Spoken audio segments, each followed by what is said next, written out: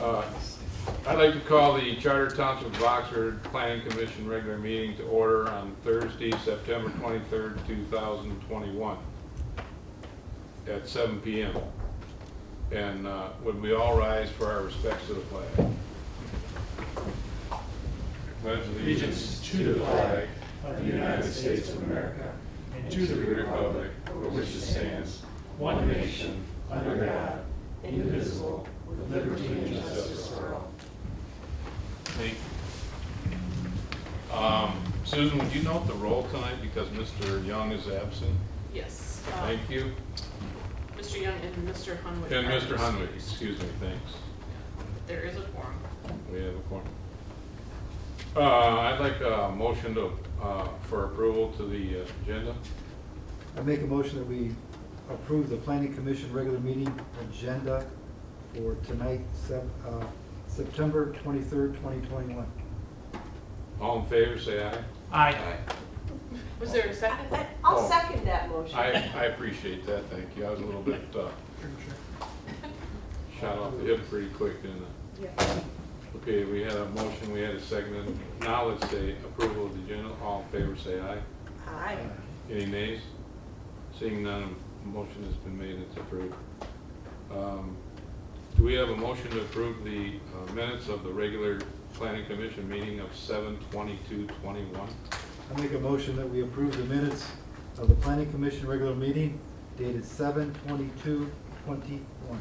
Second. Support. We have a motion to approve by John Nold and support by Michael Spiz. All those in favor say aye. Aye. Aye. Any yeas, nays? Seeing none, minutes have been approved. Is there anyone here from the public tonight that would like to speak in regards to anything to the town? None? I see one member from the public, so I'm asking. Okay, hearing none, we'll move on to commissioners' comments. Do we have any commissioners' comments? If I may. Mr. Spiz? Yeah, from a county perspective, I just thought I'd update the planning commission and anybody else watching. The county commission is in preparation of approving their upcoming budget for 2022. And part of that, we're looking to include a gypsy moth program for the entire county. I know Oxford Township, Addison, and a few other townships in the north, and I think some in the south, had some issues with that. So we're looking to put a grant program in place, a matching grant program in place. The details with that should be released probably the next 3 to 4 weeks with the goal of ultimately spraying sometime in the spring. Second thing is there was a resolution put in place at the Township Board to approve $2.4 million of ARPA money for water and sewer projects. And I know Oxford Township has one that they're looking to get done, and it's to cover engineering work. So it's kind of getting, if you remember back in the day, getting things shovel ready. I know a lot of communities have projects they want to do, but nobody's put pen to paper yet. So How much money did you say? $2.4 million. It'll be a matching grant program, so any community who wants to participate will have to come up with some money too. We're still working through the final details, but it's looking at like it's going to be about $100,000, up to $100,000 per community matching funds. So that community has to put in $100,000, the county put in $100,000 to do some design work on projects. And if you have a project that goes over multiple communities, each community gets that. So I know there's communities to the west here that are looking to do an entire sewer system in 4 or 5 different communities, so they all get $100,000. So it goes with the size of the project. So those details should come out again in the next 3 or 4 weeks. All right. Thank you, Mr. Spiz. You're welcome. Mr. Knoll, do you have any comments? Yes. Last night's board meeting, there was a population from the areas that the gypsy moths are invading, or did invade this summer. They expressed a great desire to have the township look into that. The township has budgeted $150,000 towards that, so maybe we can work hand in hand in the matching of some Hope so. sort. That would be great. They should be excited to hear that. The Line Electric just came back on in the Oxford area. It's nice to have the lights back on. It was kind of out for a while in selected areas. Some of those areas haven't had electric out in, I'd say, 14 to 15 years. It's been a long time. So, I'm done. Corey, do you have any? No, not at this time. Meg? Nothing this evening, thank you. Well, I have none at this time, so commissioners' comments are over. We have no public hearings tonight. Then we'll lead right into new business, and the new business we're starting with is Oxford Gateway signs. I guess, Mr. Sharp, that's you? Yeah, I'm going to take the lead on it from Mr. Young, who is not here tonight. He asked for me to kind of present this, so John's going to scroll through and shrink that down a little so we can see it. I don't know how to do that.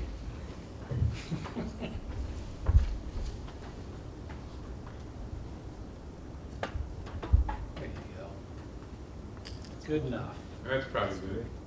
Yeah. So a couple of you may have been on the planning commission when this came around the first time. I know many of you were not. This is a project that began probably back in 2012, 2013, and we call them the gateway signs, but they're basically a welcome to Oxford sign or a, welcome to our community type of a sign.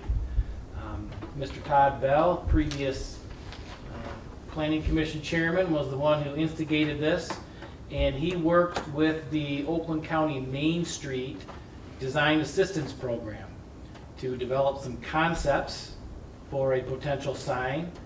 And they went, I have some of the color photos and things that are they're not in your packet, but that he worked with and that were presented to the Planning Commission and the Township Board later on. So the sign that you see in front of you is intended, I should take one little step back. They were looking at two signs.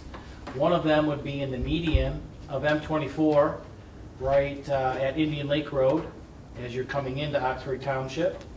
And the other one was going to be off to the west side of the road, just south of Davison Lake Road.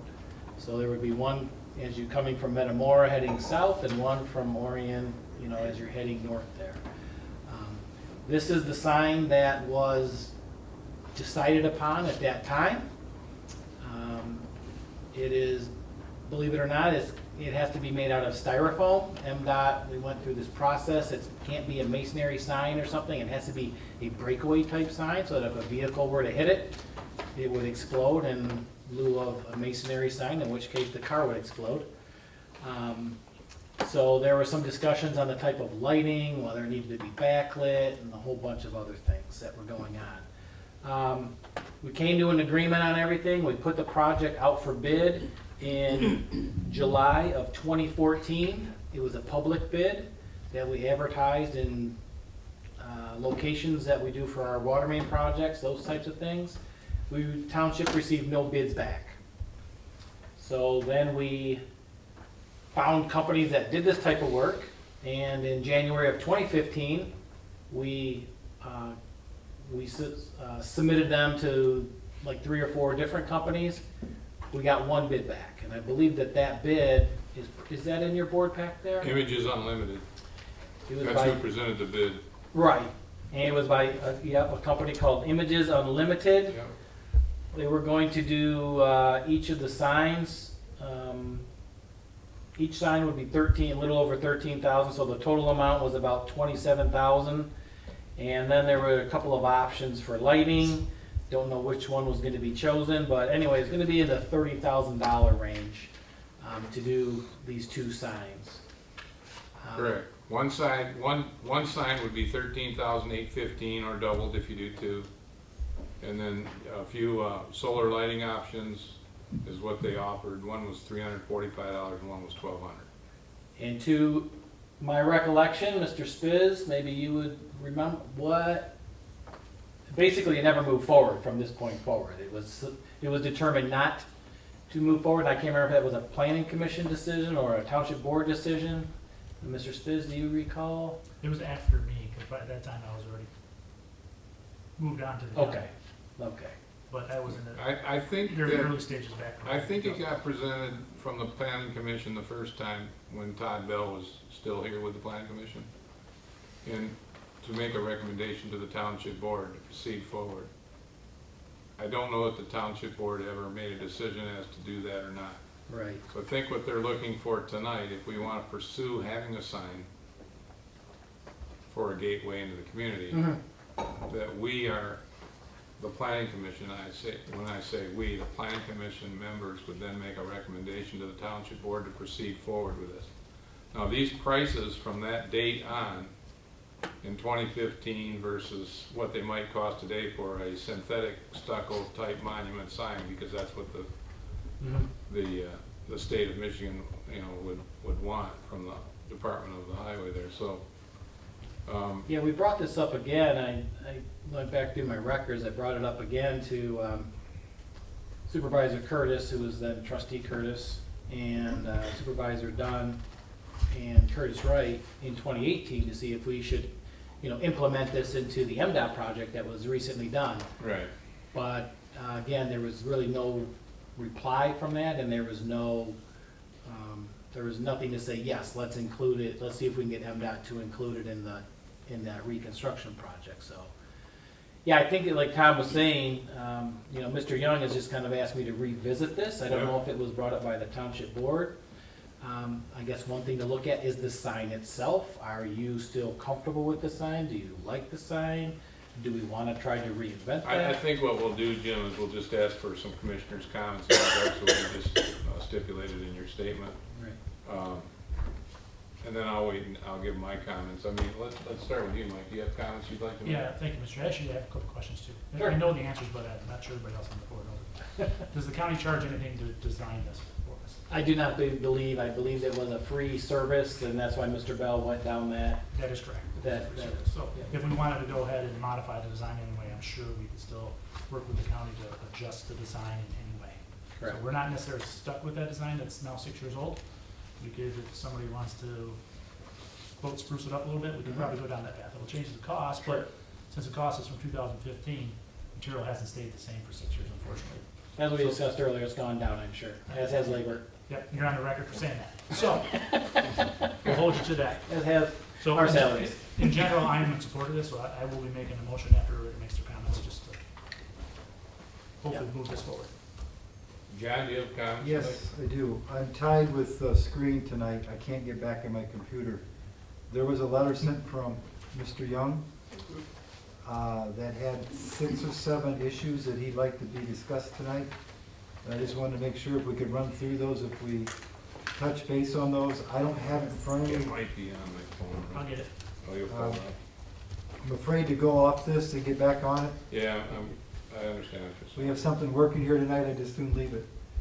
And I thought I put that in. Well, the first question was, are the gateways still relevant? Do we need them?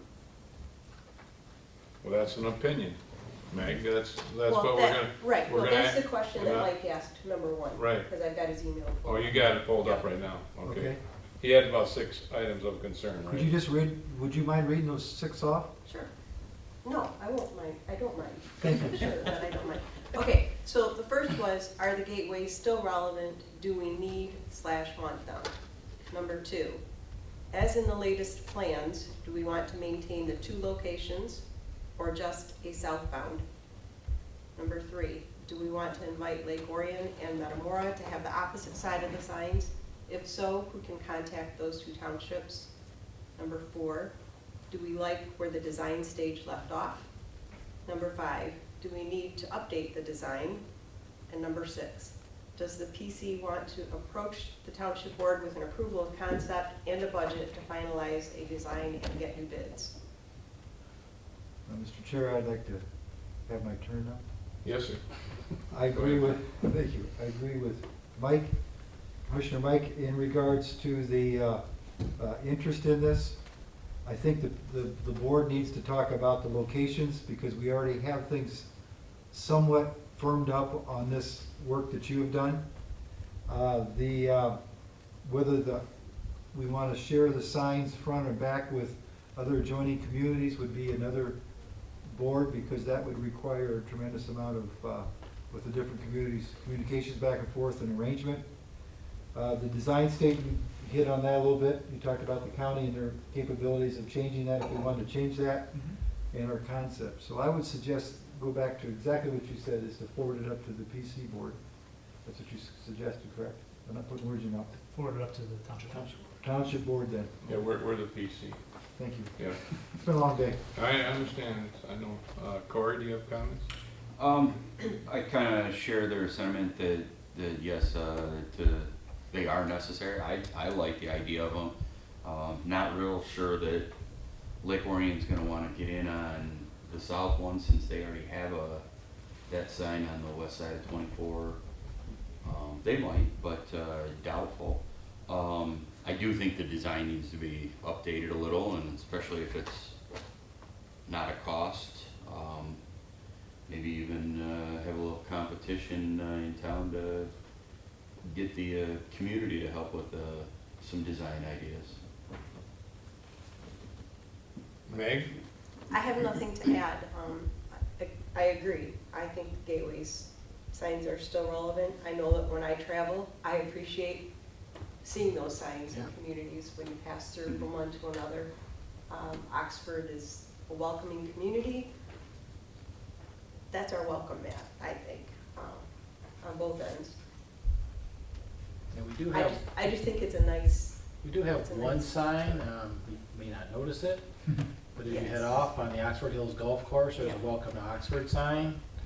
And it's been maintained, I think, over the years by some Boy Scouts and some Right. other things painting it. It was redone by the Boy Scouts stuff, Eagle Scout project. Right, so one of the discussions at the time was maybe we could take that and relocate that out onto Lakeville Road or out onto Seymour Lake Road so that we just don't scrap it.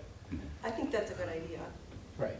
It honors the work that was done to Mhm. put it up, and Mhm. it's just, I do agree that the design needs to be revisited. And my biggest thing was, I didn't like the font. The rest of it, reason- not so much, I just didn't care for the The font. reason that but- that type of design was brought up was because unfortunately at Indian Lake Road, there's not a lot of right of way to do it on the side of the road, which is where MDOT wants it. So this was gonna be proposed in the median, which obviously is gonna give you a lot more attention. But there's a ditch in the middle of that. So you can't have just a solid sign because you have to allow the water to pass beneath it, you know, to get to the drainage areas. So that's, I think, part of the reason why they came up with that design. There were a couple of others as well at the time, and this was the one that was determined at the time and that they wanted to proceed with. But there was a little bit of method to the madness as to it. Now, up on the north side, up at Davison Lake Road, you could do pretty much whatever you want. If you wanted to do a solid sign, but I would think you probably want to do two that look the same. I mean, just. Well, as like a- I said, my biggest quirk about it, I guess, is I didn't care for the font that was used. Yeah, it was gonna be a solar powered, I think it was gonna be solar powered and backlit. I mean, at one time, they were talking about you know, like a water feature in there. I mean, there Okay. was all sorts of stuff like. So, but this is where they landed, so I guess. Okay, I don't think it needs to be over the top, uh personally. A little fountain. No, I mean, No. we're talking about our opinions about. I'll what talk a it little should bit be. Like, I about think we fountain in a need to minute. use- Talk a little bit about Got one fountain. on Baldwin Road? Yeah, it's kind of what I meant. I don't want to sound redundant, but I like what Meg said. I think, you know, when you're driving into a community, the gateway signage is really nice to see. I've been all over in different places from California, Texas, West Virginia, anywhere, Tennessee, Florida. I think gateway signs are kind of unique for each community to have something like that. I think it'd be a good feature for Oxford. I don't care for this particular design style. I think if we can work on design without additional cost, that'd be great. I don't want too many more features because of what happened down in Orion when they put the fountain in. Kids discovered what those pods are that are Yep. soap, and they had the whole road closed because there was so many suds coming across the road. Did they really? Oh yeah, it closed the highway, it closed Baldwin Road right down. That fountain that they put in down there, once they threw all those pods in there and it took off, it just, What it a was great crazy. idea. So we don't need any Whoever water thought of that? features. I don't want any I don't see any water features being beneficial. But I would like to see a gateway sign, and it's something that we've talked about several times on the planning commission through the years. It dates way back, and I've been on the commission since '04, and it's come up 2 or 3 times, so. I think it's relevant, and I think a motion to make a recommendation to the township board would be acceptable by this PC group. Mr. Chair, if I may, I'd like to make that motion. Mr. Spiz? Yes, I move that we recommend to the township board to, one, form a Gateway to Oxford committee to work on the design, and two, to put a preliminary funding together of $60,000 to fund the project. Woo. It's my rough estimate based on the original. I'll second. Okay, motion made by Mr. Spiz and seconded by Mr. Knoll. Maybe we should do a roll call vote here, rather than yea and nay, just to make sure. Sure. My discussion. Oh, is there anyone on the planning commission that would still like to discuss the motion? Do we think 60 is gonna be enough, or is that just a? I think it's a heck of a starting point. Good starting point, okay. I do have a question for the engineer. If there were a water feature, would it qualify for ARPA money? Probably not. Okay. Oh, gosh. But I don't know, because, you know, this, I don't- it hasn't been released yet, so until we get that from, you know, the powers to be, we won't know for sure. That one probably would. Okay, now I think we have a motion on the floor. Is there any other discussion? Could we have a roll call vote, please? Knoll, Yes. Bailey, Yes. Spiz, Yes. Knopf, Yes. Berger. Yes. Motion passed. Thank you. Okay, we're gonna move forward with the gateway sign. That's good. I think it's all good for the community. Residential driveway standards is next on this agenda. This is, Zach, he's gonna take over this. Howdy. Good to see everybody again. It's been a while since we've done ordinance stuff, so we're gonna start you off pretty easy. So the first one, well, maybe easy. Yeah. Easier than the second one, at least. For those of you who aren't aware, a couple years ago, the zoning ordinance was amended to require setbacks for residential driveways 4 feet from the side lot lines, and a minimum driveway width adjacent to side load driveways of 25 feet. And those who are here can speak better to it, the reasons why, but it's generally to make sure that cars can actually turn into the garage, and to limit potential for stormwater running off the driveway into the neighbor's yard and into the neighbor's basement. Where this came to our attention recently is development just to the north had been planned before these standards were in place, and after it was in place, a number, gosh, I want to say 30 plus houses were built that weren't consistent with this. This past year, when permits came in, we noticed like your driveway isn't far enough, your apron isn't wide enough, and 8 of the properties had to go and get variances in order to build there. So Supervisor Curtis is requesting that we explore whether or not to re-examine those standards. Tonight, the decision isn't what do we want them to do, but do we want to look at them again. So it would be a recommendation of the Township Board that there be further investigation of that. Mr. Spiz? Thank you, Mr. Chair. I remember this one vividly. Question I have is, on those buildings that had to come in for a variance, how much variance did they need? Did they ask for 5 feet, 3 feet, 2 feet, a foot, do we know? It was on a case-by-case basis. I think it varied from like Well, under a the- foot to a the foot. variance given varied. Yep. Their request was the same across the board. They wanted all the lots to have the same setback as the lots that had previously been built, which I believe was 0. 0, yep. And that's what they requested for the additional lots, was to have that same setback for the 8 that remained. That's not what was Okay. granted. So- They were granted varying, some got a foot variance, some of them got 2.3 feet. I don't have the minutes here in front of me. But there was a variance in what they approved and granted. All but 2 of the All but lots, yes, because 2 of them are being combined and resplit because somebody built where they weren't supposed to build or whatever, so. That one will come back, those 2 will come back later. So the point of discussion, sorry, is really just the 4 feet, not the 25 feet? Or are we looking to discuss both? Both. Mr. Chair, can I ask? Yes, Mr. There's a population of houses that are out there that are non-conforming today. Where do they fall within these same questions we ask about the Magnificent Eight that came to the ZBA? Yep, so I'll be a planner and give you multiple answers for that. So those structures, those driveways are not considered legally non-conforming. So that's a fancy term of art that means when you did it, it was okay, but now it's not okay. And if you're legally non-conforming, you get certain protections that you can replace it if it's damaged and do other sorts of things. In this case, they're just plain illegal, so they're not afforded those protections.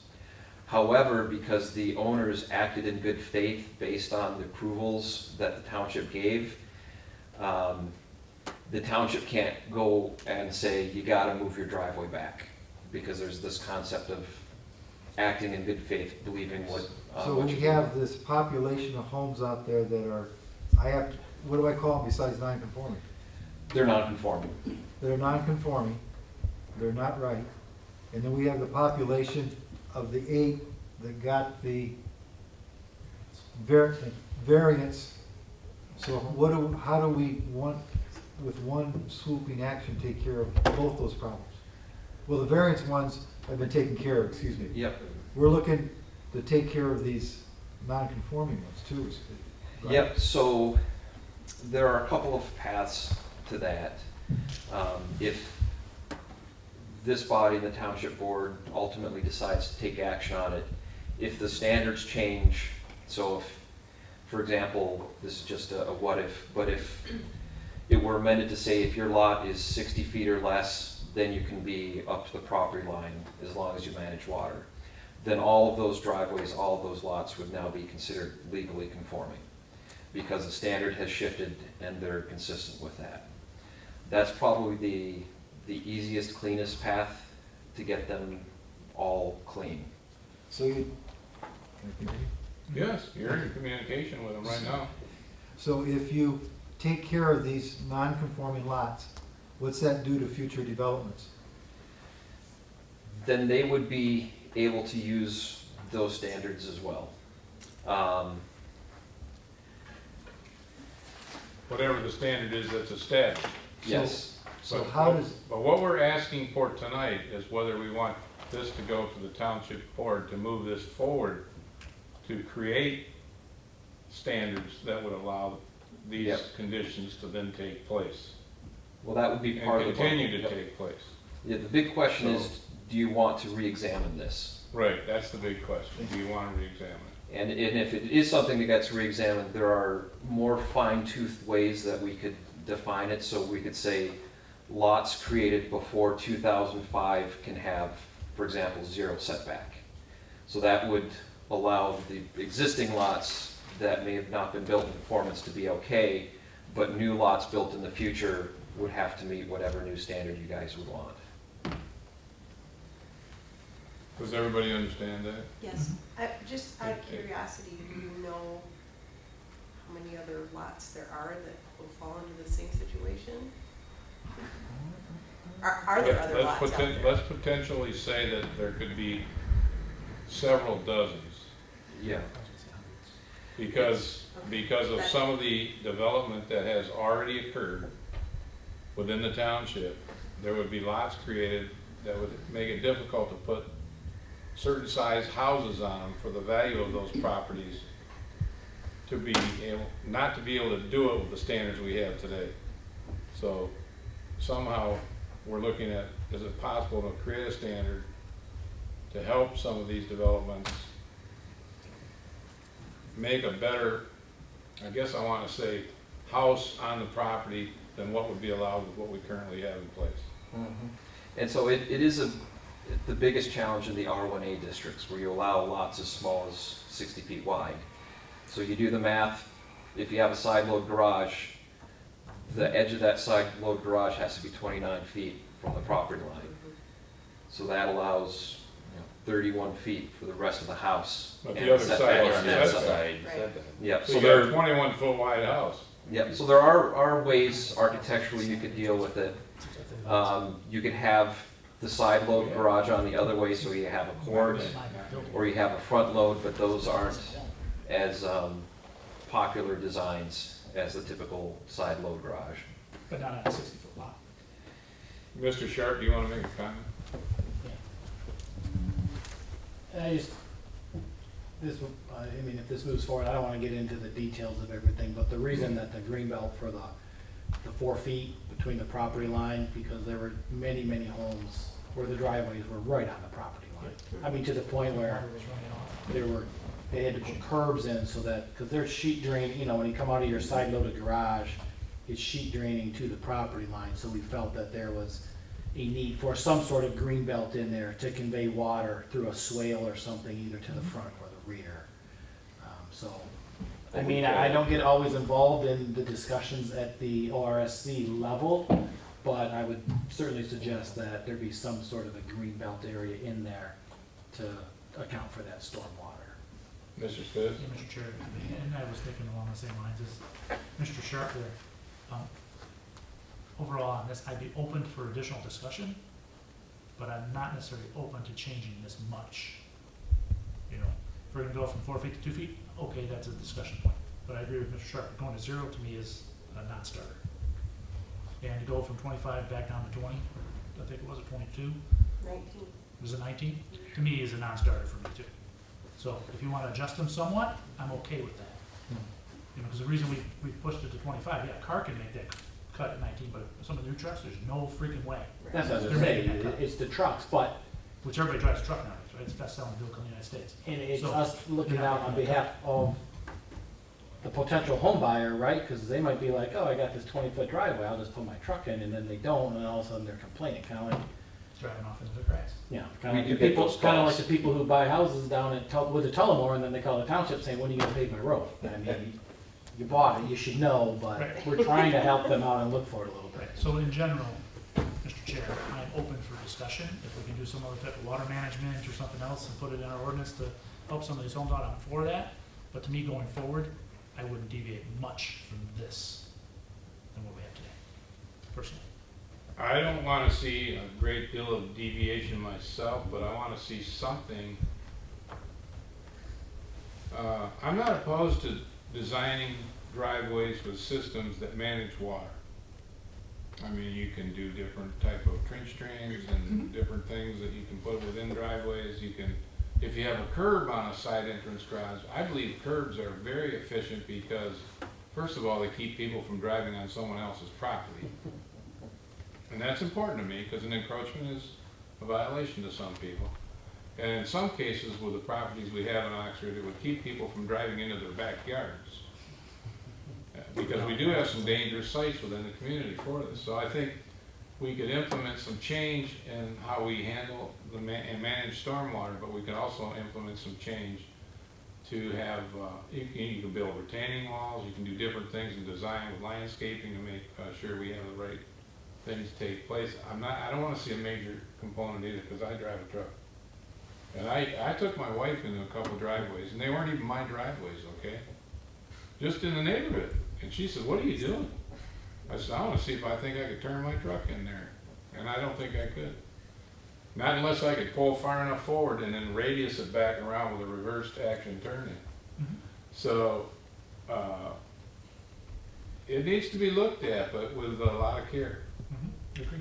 And I'm not opposed to looking at it and having some future discussion, but I think what Zach was stipulating in his last comment here is, at this time, we look to the planning commission to provide guidance whether or not to pursue further action. So I think with the people that are here, Meg and Corey and John and Mike and myself, because we are a quorum, do we want to potentially prepare draft text amendments to this particular ordinance? Do we want to go forward with this? So I guess I'm asking kind of like an open opinion before anybody tries to make a motion as to what we're going to do with this. I mean, if we don't have the flavor of the 5 members here, then we either stop or move forward. Mr. Chair, do we have the authority to send it back to the ORC to do exactly what you're talking Well, about? as long as the monies are gonna be there, don't we have to get some monies to appropriately Yep, that's- review this? I mean, We're looking for. this would, we have to have the funds, and so the township board would have to, we would have to make a recommendation to the township board to expedite and approve the funds necessary to relook at this.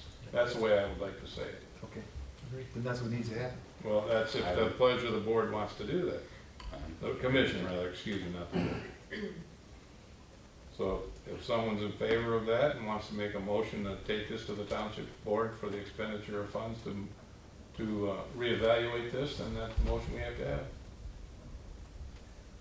So I'd like to make a motion that we forward this to the township board for review of the residential driveway standards and request funding to the PC, through the ORC, to work on that.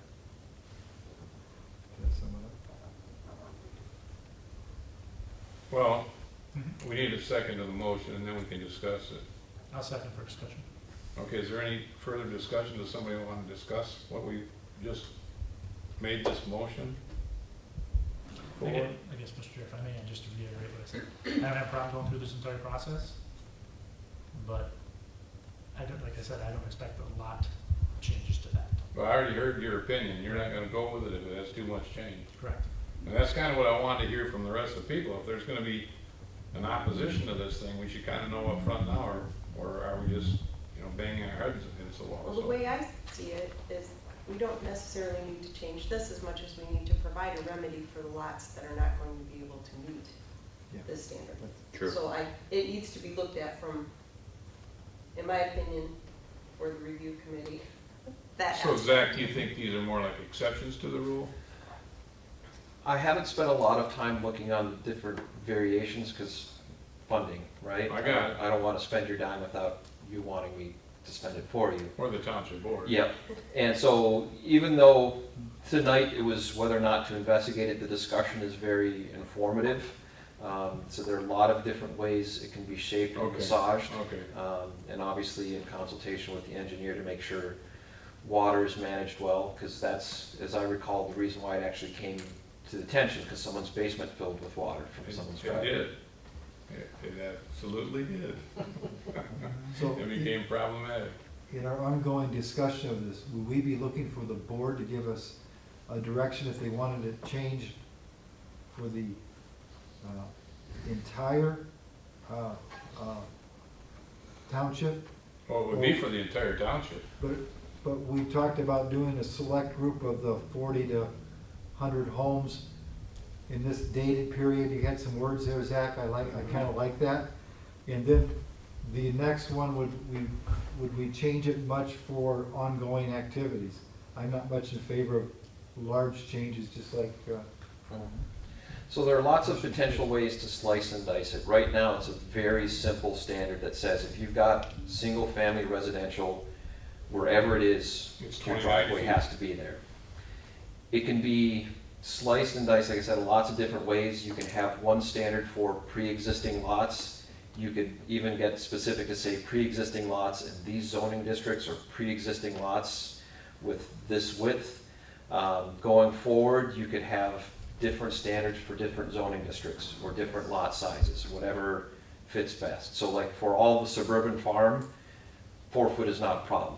You got tons of space. If you have to get in that 4 feet for a driveway, something's gone horribly wrong in your site. Well, plan I believe process. anything that's less than an acre is what we'd be more than, what we're particularly probably looking at.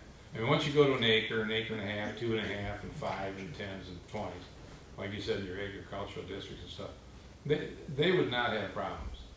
It's in your smaller, denser neighborhoods that we're talking about. So we're not inventing that wheel tonight. What we're trying to invent, what we're inventing tonight is, do we want to make a recommendation to have the expenditure of funds for the planning commission to move forward with making amendments to this particular ordinance in place? That's what we are making in this motion. Yes. So is that what your motion says? Yes. So I just want to make sure that everybody, if they vote yes, is moving this forward for that particular reason. Now, when the presentation of what these changes will be in the future, then would come back to the planning commission to say yay or nay, we like it or we don't. And if it's too far out of whack, I heard two people to my right say they're not gonna be favorable. I'll just say it that way. So, okay, we have a motion, we have a second. We had a motion by Mr. Knowles and we had a second by Mr. Spiz. Let's have a roll call vote, please. Bailey, Yes. Spiz, Yes. Berger, Yes? Knopf, Yes. Noel. Yes. Okay, so the motion for residential driveway standards did pass, that we're gonna make a recommendation to the township board for the expenditure of funds to make changes in the current ordinance we have in place. That's the way I understand that motion. So we're gonna move on to preliminary consideration of proposed zoning text amendments, and that's gonna be Zach again, starting off. Yep. first. Oh, again, this one is a bit more involved. I'll try to walk us through it. So this is not a public hearing. The thought process was that because there's a lot here, we wanted to kind of introduce it before we really hit the prime time. So a quick background. Revising the schedule of uses, or what you can do in the different zoning districts, has been on the list for a while. The Ordinance Review Committee, beginning of this year, started looking at the office and commercial districts. And in order to aid that process, I created this fellow, just so we could see all the zoning districts, all the uses. And so naturally, as you look at this versus a list for specific districts, the scope broadened, and we ended up looking at all of the uses in all the zoning districts. So it's a lot. Where we're at right now is the Ordinance Review Committee is pretty happy with the document. So in addition to the schedule of uses, there are also some changes that we identified for definitions and for specific use standards, so how a certain use is managed. We did something a little bit different for those of you who remember the outdoor patio. It kind of took a little bit longer than anyone anticipated, because after Planning Commission, the attorneys got it, and that took a long time, and then it got back here. So that we're trying to close the circle. This document, after it went to got through Ordinance Review Committee, has been reviewed by the township's attorney. The idea is that we're going to try to address issues before it gets to the township board. And so that's why the review letter is in here, and that's why it took us a little longer to have this meeting, is they needed to have time to do the review for distribution. So, in the documents, the changes from the current language are shown in red. There may be a couple of things I missed here and there, but I did a pretty good job, I believe, tracking all of them. I'm going to start first. We don't necessarily this isn't a final decision, but I'm going to try to help get us through a couple decisions so we can get moving forward. The first thing I'm going to talk about is the format. So, Excuse me, Zach, do you Yep. want me to change anything up here? No, leave it like that. no, that's Start. fine, since we're talking about format. We're So, just gonna talk about the format first. right now, I feel like Chamberlain whenever I would hold up a sheet of paper like this. Peace in our times. But this is a working document. So what I want to bring to attention and kind of start you guys thinking about the decision is, this is what you've currently got.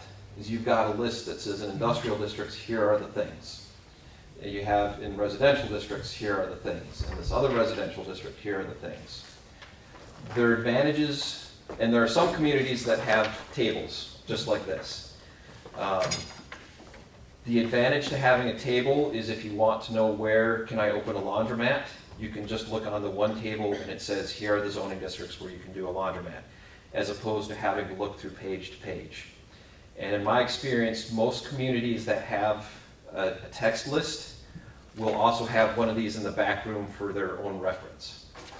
The advantage for the text list is that it's easier to fit in the document. You can maybe massage the descriptions a little bit more because you've got more space. So this is a very different change. Don't necessarily need to make a decision tonight, but that's something to start thinking about. Is, would you like to have a table like this in the zoning ordinance? or the text that's currently in there? I see no for text. I like tables. Me too. Let's bring us into the 21st century. All right. Do you guys want to make that decision tonight, You or? know, well, Zach, I think what we need to explain in a way that, in a simpler format that says, what we've created is a way for someone to expedite things quicker. So even if you're an outsider and you're on the internet, and this is posted on the internet, they can look these things up a lot faster from Yep. an individual's point of view, rather than to try and go through all these sections within Yep. Ordinance 67A, because it's too difficult to understand and read it. This puts this table into a format that makes it simple for anybody on the outside to look at it and understand, I'm a permitted use here, but yes, I gotta get a special land use to do it. Or I'm automatically a permitted use. Or we've opened the door in some of the areas to allow these uses to take place where they were never allowed before, but maybe under a special land use. So you have to have a public hearing to prove compatibility and all the other stuff. I want this planning commission to know that we spent several weeks and months Oh, yes. to create this table, to create this clarity for the outside people to expedite things quicker within the township and go, you know, I want to go to Oxford. I can do this right here in this district. So this is to bring business also into our community that we have not really offered that opportunity to have before. One what it'll do So too. that's what we're trying to explain tonight. And Yep. so, and I want to move forward with tables myself because we work so hard and diligently on the damn thing. So What I it- liked what Yep. Corey said, and I like what Mike said, I like tables, let's move us into the right century. It makes it easier for residents or business folks Anybody. to take care of it themselves instead of having to call staff, and staff's available. Correct. So like right now, there's some kind of like LSAT level logic that you have to follow, where some districts it says all the permitted uses in this district are permitted here unless they're listed as a special use in this district. And so there's a bit of, you have to cross-check and do a bit of fancy stuff. So this is something, you put it out there, it's real easy. But these tables definitely help the Mr. improvement. Chair, my only comment, which Yes. is probably in here somewhere, I just can't find it. Just to make sure you define what a P and a B means and S means. Yep, You know, I know what they mean, and I think everybody here knows what they mean, but the Yep. general public may not. yep. I have a question too. Go ahead, Meg. I was privileged to sit in on a couple of meetings where we looked at this table format. I like the table, but I also like text. Because if I remember correctly, with the text, we can flesh things out a little bit. There's more detail in some of the text than the table. Can we not have both? I think when, excuse me, I'm just gonna interrupt for 1 second. I think with text, it's important with, especially definitions. And that's where the text is valuable in this, because when a person doesn't know where they really fit with what their use is, they can then look at those definitions within the text. We have to have both of some type. That's my question. Yeah, And we we're not have- going to do away we have to have completely both of with something. text. And then with the definitions, then I they mean, I can know go, we're gonna still I have fit to- this definition, or there's a similarity to this, and yes, I fit this district with this, and I'm permitted. So then they're gonna pursue the forwardness to bring development within the community, and that's what we're trying to create here. No, I get that. I just, Yeah, I don't want to eliminate all text. some of the language that helps people understand what that district is, or what that use specifically is. I Like Mike think said, it's, we needed, the definitions need to be maintained. Mr. Chair. Yeah, go ahead, Jen. well, I was part of this too, and this was a lot of work, and I commend everybody that's worked on it. But we do have the text, because we have the cross-reference to go back to the text. We have changed the text to clarify some of the things that we put into this matrix or into this Yep. table for all purposes. So I think both of them complement one another. The matrix gets you kind of the easy where you need to go. Then you can go over and say it's in 3.8A or 5.14 for mobile, or senior housing 5.30 to get more in depth. When you get into the text, then it'll give you your definitions, because we have the definitions in front of the sections. And for usability, one of the things that's, well, it's not really new, but is including hyperlinks within the zoning document itself. So the defined terms, multiple family dwelling, you can have a link, so when you're on the PDF version, what the heck is a multifamily dwelling, you can click and it'll take you to the definition right there. Same thing for like the standards on the right-hand side that are the specific things for that type of use. You can have a link in the table that'll take you right there. It seems like wizardry, but it's pretty simple in Word documents today to put those in. I'll say one other trend that's been happening in planning is, for a while, the use tables were getting really specific. So like, instead of just retail, video rental store, this type of store, this type of store, this type of store, which in some cases it makes sense because for example, a pawn shop may have a different impact than, I don't know, a secondhand shop, a regular secondhand shop. And in some cases, the impact for parking is different. So like a furniture store is going to have a much different impact than like a convenience store where there's a lot of turnover and more bodies per square foot. But so the trend in planning has been to try to get the uses a bit more generic, so it can be applied more broadly. And one thing that you do have in here right after the use table is a section that says, if the use isn't specifically listed, here's how you determine the closest use. So if it's not exactly in here, there's already a process baked in that says, this is how you figure out what it's the closest to. All right, so a couple different ways we can then attack this is we can start looking through the individual types of uses, or we could go to the text changes that we identified first. So this type of stuff here.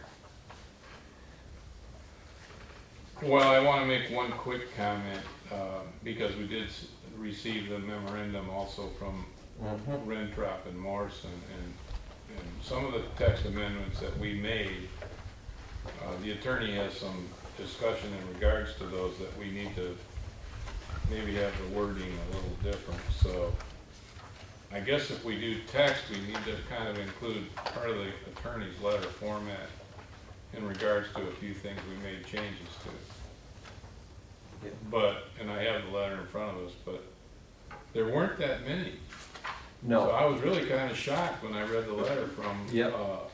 you know, the Rentrop Morrison group. Yeah. So, Well, and that was part of our trying to shorten the circle. right. So I'm kind of pleased that, you know, we didn't get beat up that bad, I guess I would say, from Yep. the ORC group. So I don't know, what's the board's pleasure? Do you think you want to look at text first? And then go right into the uses for tables? Because see, we originally thought we would take this agenda item and do it just at a meeting by itself because there's a lot to it. So if anybody wants to look at text together, we can probably, I think maybe we should start that way, Zach. Okie doke. Go to the top, go down. And just, yeah. All right. Is that good for you guys? And so what I'll say is we go through this. If you guys want to make any changes, make it known now. If you want to be a bit more formal and say, I move that we go ahead with this definition or this text, that's fine too. Or you can just do it by kind of nodding, like we're good with that. Whatever floats your boat here, I'm here to provide options. Didn't we at one time talk in the ORC about doing it by district? The text by district, the matrix by district, and then draw the line and say we got that one done and move down? Am I off base? Well, we can, we're kind of mixed up with the text. If we do that right now, then we're gonna be here for a while. So I guess, it's kind of gonna be the planning commission's pleasure to say which way do we wanna go. Yeah. Well, if we start in residential uses, there weren't any changes to definitions or specific use standards. There were some comments that the attorneys had related to the foster care facilities. Correct. That's why I said it kind of relates to the Morrison letter that we have to discuss at the same time when we go into the text. So if we go into the text, let's do it that way. And anything that maybe we should just, I don't know the best starting. I think we'll do the text, we'll go down through it. Okay. Start with residential, like, All right. if you want to, and we'll just Do take it. it from there. All right. Because ag's already done. our ag district's pretty much done from what we did in the past on all that. So then everything else kind of starts from that. Yep, so refresher, for those here and those who may be in the audience. Hi, sir. The use is on the left. The districts are across the top. If it's a P, that means it's permitted. If there's an S, it means it's a special land use. And if it has a number on the side, that's the section that has specific things you have to pay attention to for that use. If there's nothing in the table, that means you can't do it. Off the start. Are we gonna show those the color?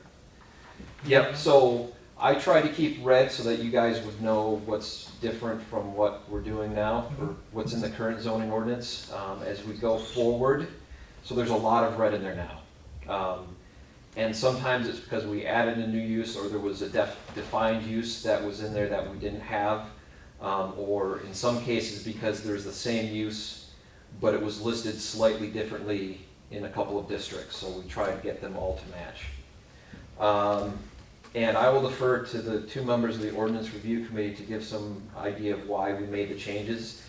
There was a lot of deliberation about what sort of impact will this use have in this district. So the decisions were not made lightly. Well, and I think it's important too, Zach, to identify that some of these rules were promulgated through the state of Michigan, especially when we're dealing with the child foster and family group homes and such, that we made these more compatible with the rules that were promulgated already through Lansing, not from us in particular, so that we're compatible now with those rules, with this criteria that we presented within these tables. So I think that's important to let people know too. We didn't just make decisions based on our own opinions, we did it based on some of the rules that have already been promulgated beforehand. So I think we might as well just kind of start from the top and go down, otherwise. All right, so no changes for single family or attached single family or multiple family. The only thing is to add the reference to the section. Caretaker's quarters right now only lives in the specific use standards. You don't know you can do it when you look at the listed uses, so this would add it there. There are no changes to where it's permitted. That's just taking the text from deep buried in the zoning ordinance and putting it here. So caretaker's quarters, if you've got someone who's taking care of your horse or someone who's there making sure the industrial facility isn't, I don't know, harmed overnight, that's what that type of use is. As mentioned, the attorneys expressed concern for a number of the foster care facilities and definitions that will probably require a bit closer attention with them. Let's see, we got rid of family daycare home because we just merged it with child or adult family daycare home. Let's see. And we did add it with the ag group. We added it as Yep. a permitted use within ag. Otherwise, it was permitted in all the other Yep. districts. Well, and the state of Michigan says, so a family daycare home is if you have less than 6 kids coming there. And the state of Michigan says if you've got residential uses, you have to permit this. So technically, it's not something that we have to include here because the state will come in and say, you shall do this, but as an ease of use, it makes it easier for folks in everyday application. A group home is when you have, I believe it's 6 to 12 children there. So this is kind of like mini daycare in your house. The foster care family home, so that would be G, H, I, and J are the things that the township attorneys were more concerned about. And it's really peculiar in the state, as they list here. It's not necessarily what you're licensed for, but how many you actually have on site, so it's a bit squirrely. So my recommendation would be for us to get with the attorneys and get that a little bit happier for them. By definition. What's that? Only by definition. Right. Let's see. For senior housing apartments, I believe the comment, so that is listed in section 5.30 for specific uses. I believe a comment from the attorneys were, is there a reason why you're calling out separately from just multiple family dwellings? Again, when we start to call out specific uses, we need to be careful. Are we treating them similar or differently? So I have next time I speak with them, I'm gonna see. But I guess I'll take a poll here. Do folks feel strongly about specifically listing senior housing apartments? Or are you okay just considering them as multiple family dwellings? Okay, multiple family personal. All right. Why you separate? A new thing that we've added, N, upper story residential, as a special land use in C1, C2, and office. So this is like the old timey buildings downtown. You've got commercial or office on the bottom floor, and then you have apartments or condos up top. One of the things that's been on the wish list for a long time is that mixed use. This is kind of a quick way to do that. So the idea is, if you're doing a single story building and you want to put residential on it, you can do it through this mechanism. The township attorney recommendation, I believe, was that we define what upper story residential is. For me, seems pretty common sense, but we can work on a definition. Folks would like us to keep the attorneys happy. All right. So what I've got for residential uses is we'll get with the attorneys a bit more on the foster care. Senior housing is going to be stricken. It's just going to be considered multiple family dwellings. Upper story residential is going to remain in there, but we're going to work on adding a definition. Does that sound right? Yeah, I think, from me, on my point of view, because I'm a code guy and I know what an upper story residential is, I suppose for general use in public, you probably better put the definition in there because they Yep. don't know. Well, and to Commissioner Knopf's comment, it's always good to define what you're talking about. Right, Because right. people will have different. Opinions. All right, so we are down into agricultural uses. We got one done. Yay. Excuse me. Yep. The ORC talked about dividing this and segmenting it out. Did you want to have a motion that we're done with this and move on? For accountability, or did you want to just move on as we're going?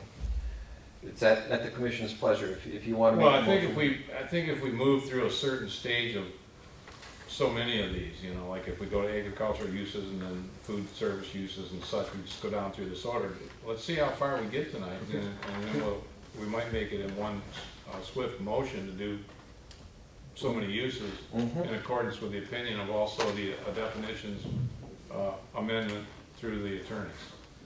So let's just move on and see how far we get. If we don't get through the whole thing tonight, then we come back. I'd like to see if we could get through most of it, but like I said, there's a lot here to digest, and I don't want to push it on anybody too quickly, because we had a lot of different examples of uses that we utilized. Everything from restaurant uses and everything from commercial uses and retail and all these other things that we allowed these changes to take place. And the PC members don't even know that yet, and they don't know the reasons why. So we have to kind of go through them individually. And if someone has a question, please feel free to ask. Because there's two other members that aren't even here tonight to be talking about this. Yep. So if we move through this too quickly, and we don't have, I guess, the majority, well, we have a quorum, but we don't have, I would have loved to have all 7 members to be able to talk about this and have opinions of them too, because we're leaving a couple people out right now. Well, there'll be another chance to touch this. Yeah, I know, but We need to that's have a why I public think if hearing. we can just keep moving through it, let's do Yep. it that way. All right, on to agricultural uses there, next. Big change is the addition of biofuel production facilities. So the State Zoning Enabling Act says if you allow commercial agricultural, you shall also allow biofuel production facilities. As a practical matter, I don't really see that happening. If you remember back in the early aughts, mid-aughts, on-site biofuel, corn, ethanol, that type of stuff was pretty hot. It's not really hot because it takes a lot of energy to make the corn and transport. But the state says you have to have this. The township attorneys have said you don't have to have this in your zoning ordinance, just like the foster care stuff, because the state will trump it, but it's kind of an ease of use for folks. Related to that, there is on page 4 here definitions that have been added for biofuel, large and small, and that's just taken from the State Zoning Enabling Act. and then a new specific standard that basically says, go look at what the state standards are. And so the state standards, just for your reference, if someone asks you what the heck is biofuel production facility, I believe the small one is under 75,000 gallons per year. The large one is bigger. And for the small one, there are limits for what percentage of feedstock has to come from your farm and what percentage of the fuel you have to use on the farm. For large ones, it's a little bit different, but the state talks about that, and the attorneys, my discussing with them were, don't try to write state code here. In this case, just point everyone to where they have to go. Any questions on the biofuel? Nope. All right. Let's see. Next big change is for farm market. So part of the change in the definition, it's currently called a roadside stand, but the state of Michigan, the Right to Farm Act, and the generally accepted agricultural management practices that are stepchildren of the Right to Farm Act call them farm markets. So the change is to make it more consistent with the state language, although the State Construction Act calls them roadside stand still, so that's why we refer to them both ways in the definition section.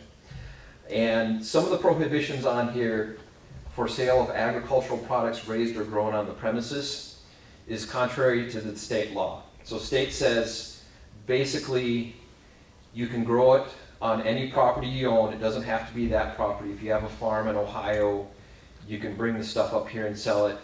But again, roughly 50% of what you sell has to be from your property. So you could go to Eastern Market and bring bananas and apples and sell a certain percentage of those. So this change was to make it consistent with state law.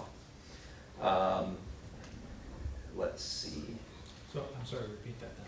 So state law allows you, or does not allow you, to bring stuff from farmer's market to your property?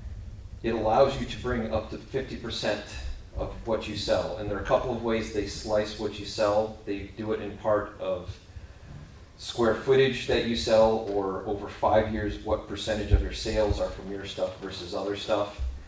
So that change is really pushed on us for the state. Okay, I do have other questions on it. And maybe it's just me. I mean, to me, sometimes farm market means more than one seller also. You know, you might have somebody that just grows tomatoes, you might have somebody that just grows watermelons, but they're all come together and create one market so people can just go through. I see that as not being allowed here. Zach, I understand what he's saying, but I think when we looked into the MCL, the Michigan Compiled Law, it stipulated what was available to be able to be sold within a particular Yep. Residential component. So we have a lot of farm area out here, we're still rural, and if that person wants to then grow goods and summer squash and corn and tomatoes and peppers and the likes, they can put it all up under a certain size building. You know, people don't understand that yet either, so you're stipulated to a certain size building, so you can't create a building very large to bring in outside sources to be able to do what Michigan's allowing them to do on their own properties. So we wrote a lot of this in compliance with what's compatible with the law right now. Well, what I hear is that the definition could probably benefit to cleave it a bit more from farmer's market versus farmer's market, Yes. the collection thing. So that's in my notes to kind of clarify that if it's a public. Let's say Myers. But what I was gonna use for an example of what Mike said too is, you might have 2 or 3 brothers, or even siblings, I should say, that are all on different farms, and they wanna put their goods all in one particular area for sale. And that's kinda like what you're talking about, bringing tomatoes or watermelons or squash or whatever it is, you know, to a particular place for sale, but they're still restricted by particular size and location. And one thing I will note is it should be a P in the C2 district as I'm looking at the text standards. So this is a little bit older than the text. You're talking about on the farm market? Yeah, it should be permitted in the C2 district. And we'll get to that as we go through the text standards for farm market. So right now, farmers markets are just regulated as open sales. We've developed specific language that's more consistent with farmers market versus fireworks tents, and also consistent with the state law. So the way we've got it set up, first we start with a disclaimer at the introduction. This is on page 3 for you looking at your packet there. The state adopts new generally accepted agricultural management practice, or GAMPs. I'm going to use GAMPs because it's shorter from now on, every year. So they could change what farm markets can do and what they can't do. And that disclaimer language is, if the state changes it and says you can do something that we prohibited, we have to follow the GAMP, what the state says. So we start the places where you can have them. If you've got a farm, you can have it there, or you can have it in the C2 commercial district. So think of the larger commercial stuff. This would be, you pull up, you have your van, you sell your goods there. The ORC was generally comfortable with that. You can have one there and up to 1,000 square feet of display space outside of the building. But if you've got pumpkins that are out in the field, that doesn't count as display space. If you're on agricultural land, setbacks, and this is a really weird number. If it's a really weird number or language, you know it came from the state. So it has to be 165 feet from dwellings on adjacent lots and meet the setbacks. You can have temporary structures, and 200 feet for the temporary structure kind of ties in with building code. Once you go more than 200 feet or 200 feet or more, a lot of things kind of kick in. Temporary, so it has to come down at a certain time. And you can use a permanent structure, but only 400 feet of that, and that ties in with the GAMP. You could allow more, but you can't limit them to less. So if you've got a pole barn, you could use that as your farm market, 400 square feet of that. Or if they want to build a display area, they have to have a permit because of the building size. So that's a lot how he's talking about Yep. the state rules. There's some compatibility that allows them to do some conditions without permitting for structures based on the building codes. And so some of these relate back and forth with each other. When it's 400 square feet, that would require a permit to then construct that type of building. So these rules, like he's saying, are pretty much managed by what the state has stipulated. And we're just kind of including them in these definitions. Yeah. There are some things that we can do that the state is silent on. I can't think of any right now, but so driveway, if you need to put in a new driveway, you can do that. 20 feet is what the fire department wants so that things don't get clogged. You can have any surface for the parking. Products offered, and there's that fancy definition of the 50% that the state uses.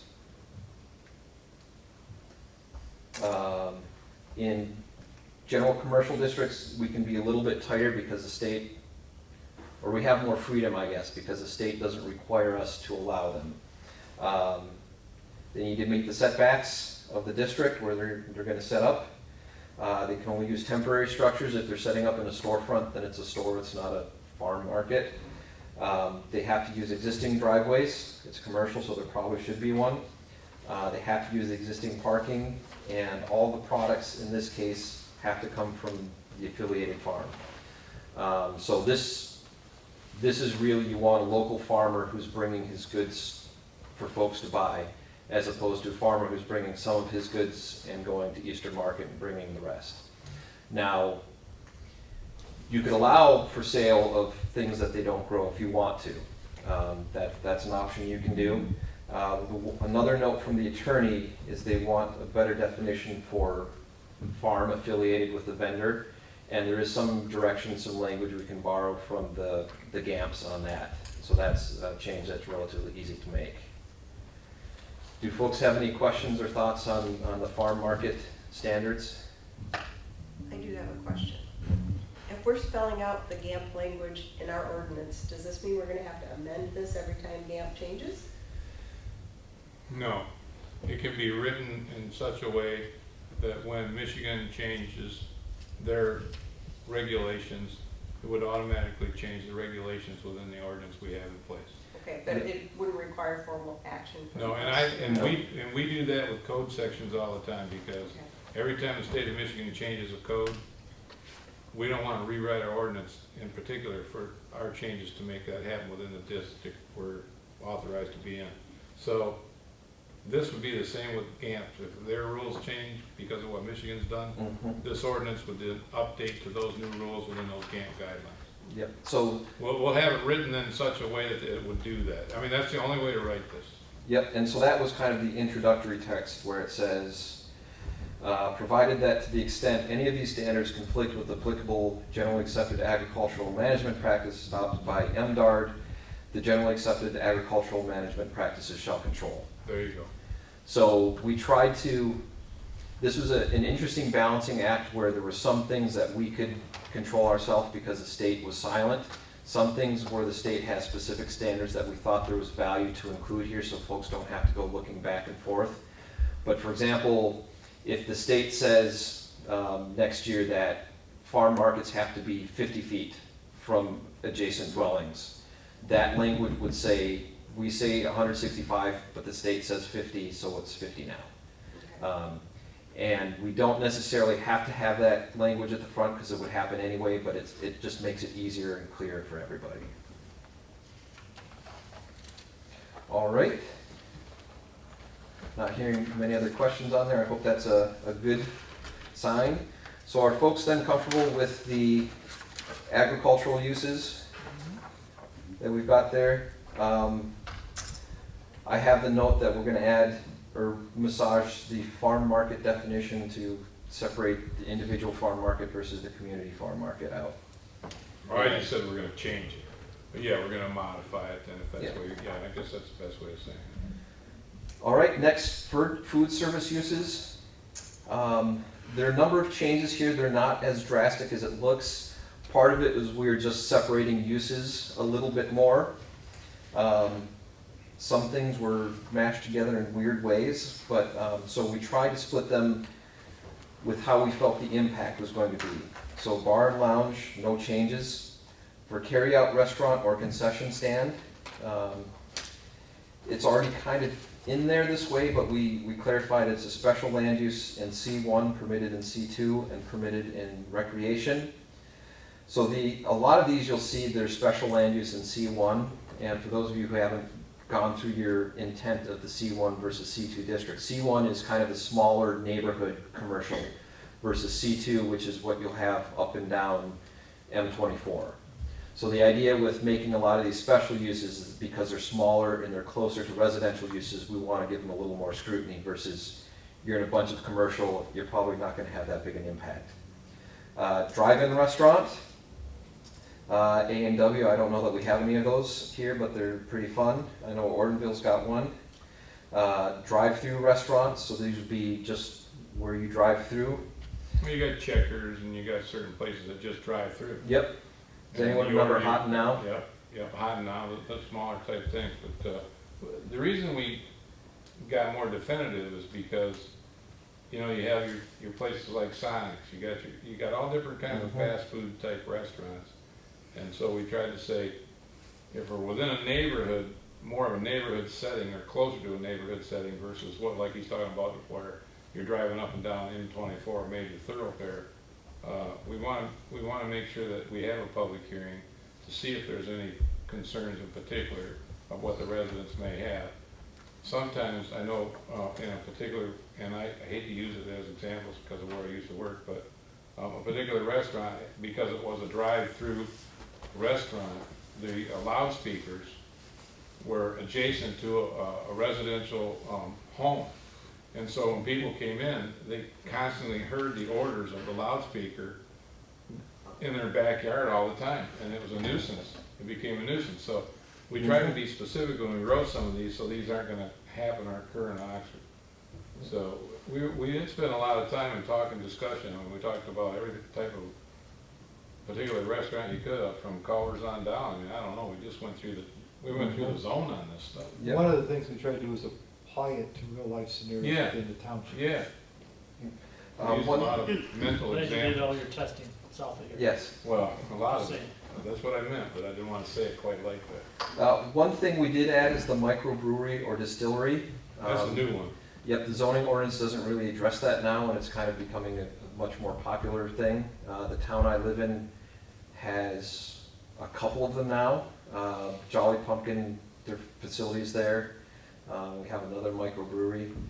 We have, we have one here that, And so putting in a specific use kind of helps with that. I believe one thing the attorneys mentioned to me that may not have made it here is they say you guys should really have a definition for what a microbrewery is. Because if you have a really large facility and you just have a little bit on the side, it may have a different impact. I guess my only question on that is, I know they're different. There's no way we could combine that with bar and lounge? Well, I think by use classification, I wanna be careful, I'm a code guy. You know, I'm more of a code guy sometimes when it comes to that. Now, if we're talking zoning only right now. So the interest in splitting them up is microbreweries or distillery, they're creating a product there. So the type of traffic will be a little bit different, the trucks will be a bit different coming in and out potentially. And not necessarily zoning, but from the infrastructure, I can tell you, it can put a huge demand on sewer systems. Okay, I hear you. Yep. So my other question would be then, how come you have the use in C1 and C2 for microbrewery but not a bar and lounge? I would expect it to be opposite.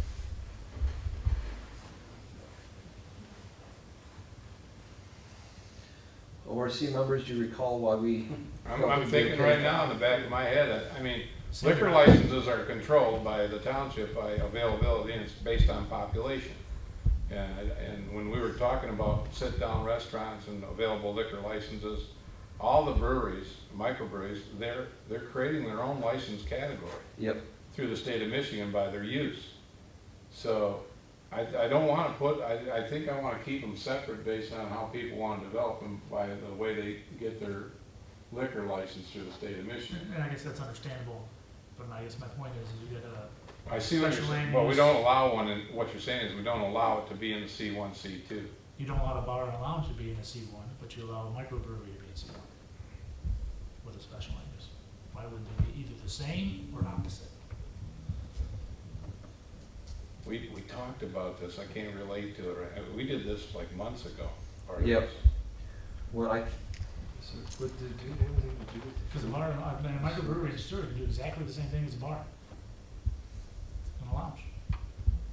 Yeah, they can have food, they can have. Music, Yep. they can have everything, correct? Yeah, So so are you moving to strike it from C1? I would move more to make them the same.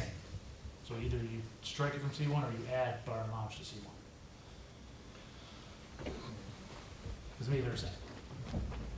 They do slightly different. well, I wanna ask now what his opinion is, by his definition of what a bar and a lounge is. Cause that's kind of important too, then, if we're gonna sweep the two together.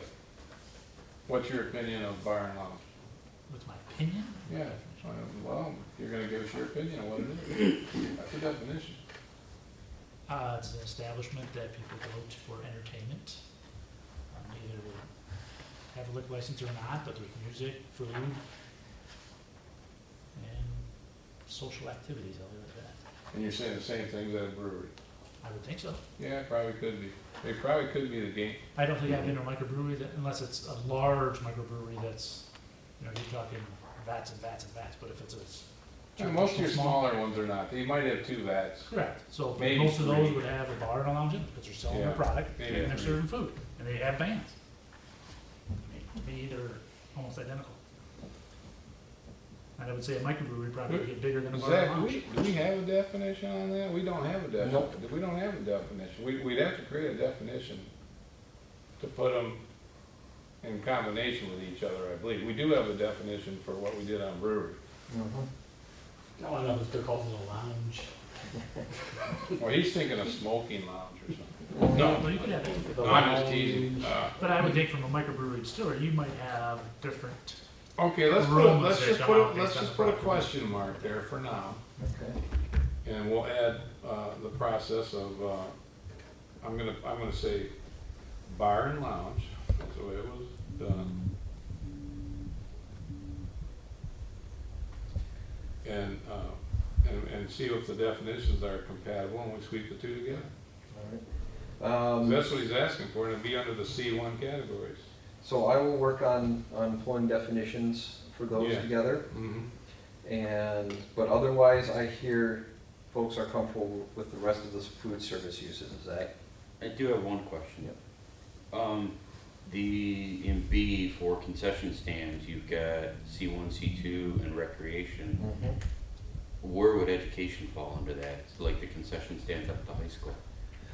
Those are generally exempted from local Just like zoning. everything else the schools do. Okay. Well, schools will tell you everything they do is exempted, so public schools are under the auspices of the Michigan Board of Education. And so educational facilities that public schools do and athletic facilities, local units, zoning doesn't apply. They can do whatever they want. Now, if you have an administration building that's just offices, they have to follow what you say. If they've got a bus barn that's just on its own, then they have to follow what you say. But the athletic facilities are all whatever they want to do. Well, I know they have to have the health department comes in and inspects every time they have an event. Yep. Well, they're serving prepared food, Right. and they have to have the health department approval to do that. But I would think they would have to have We would agree with you, but Yep. something here. It's just zoning that they're exempted from. So like if the health department, they have to follow. If you had a standalone ordinance for noise or lights that wasn't part of the zoning ordinance, they would have to meet that.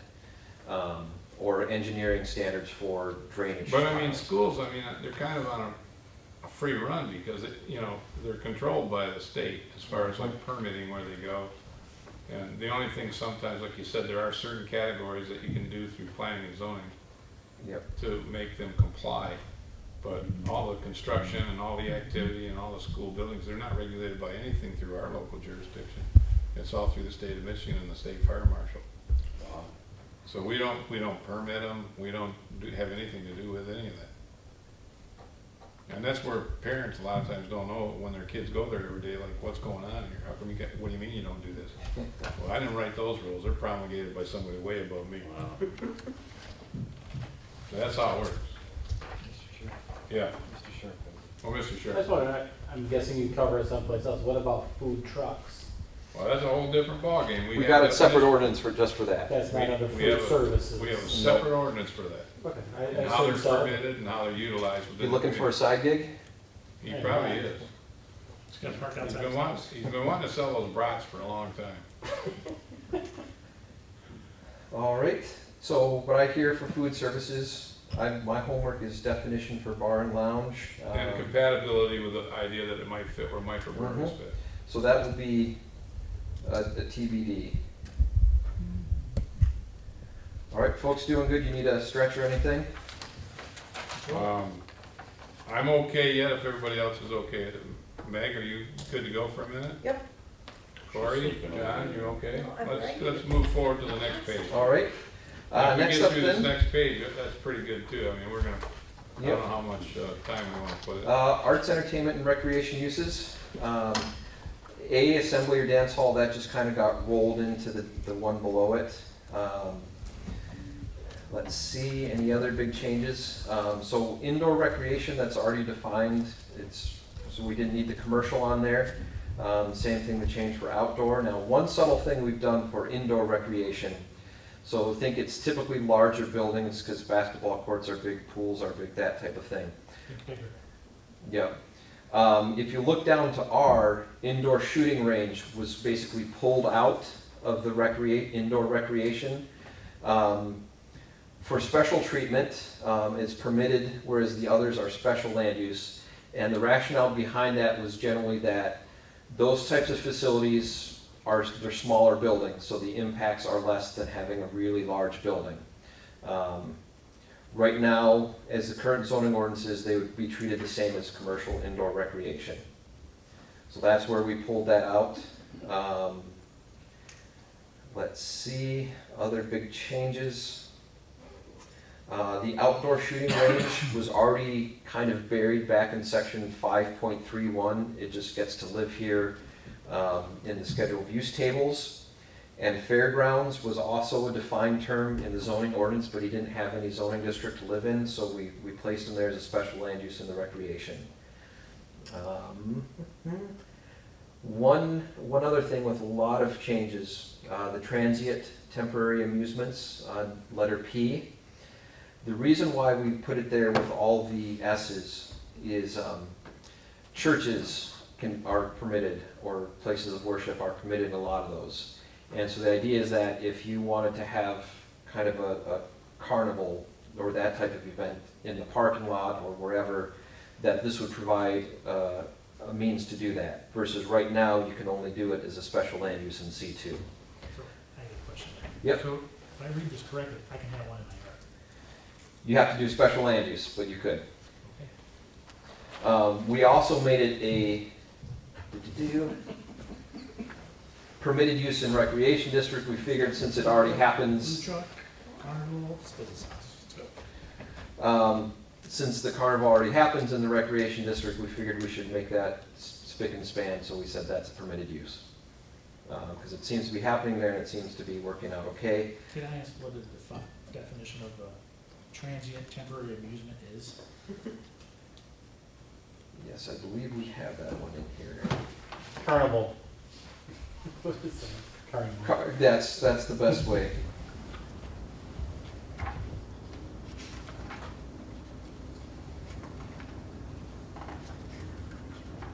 You can really put something like that on R1A?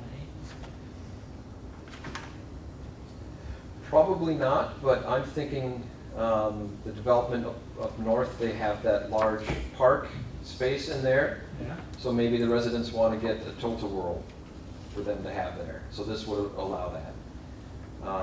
I can't find the definition here. It's kind of hidden away somewhere.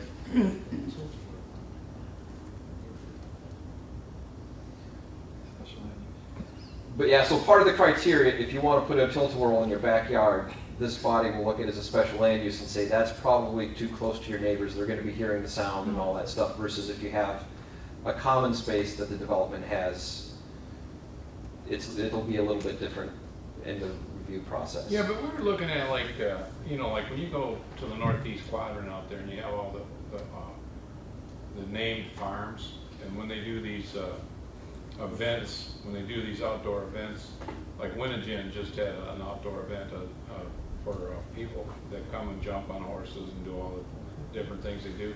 These are transient, temporary amusement things that they can bring in for those under a special land use that they want. So we talk. I remember talking a little bit about some of those larger areas. That makes sense. Yeah, and Just R1A doesn't make sense to me. well, I don't know if an R1A would work, but if someone had something small enough in nature that was transient to make it work, then they have the right to at least apply under special land use. And if there's no compatibility with, you have to have a public hearing when you have a special land use. And if you don't get the flavor to make it happen, then it won't happen. But it doesn't take away from an idea from somebody trying to do something.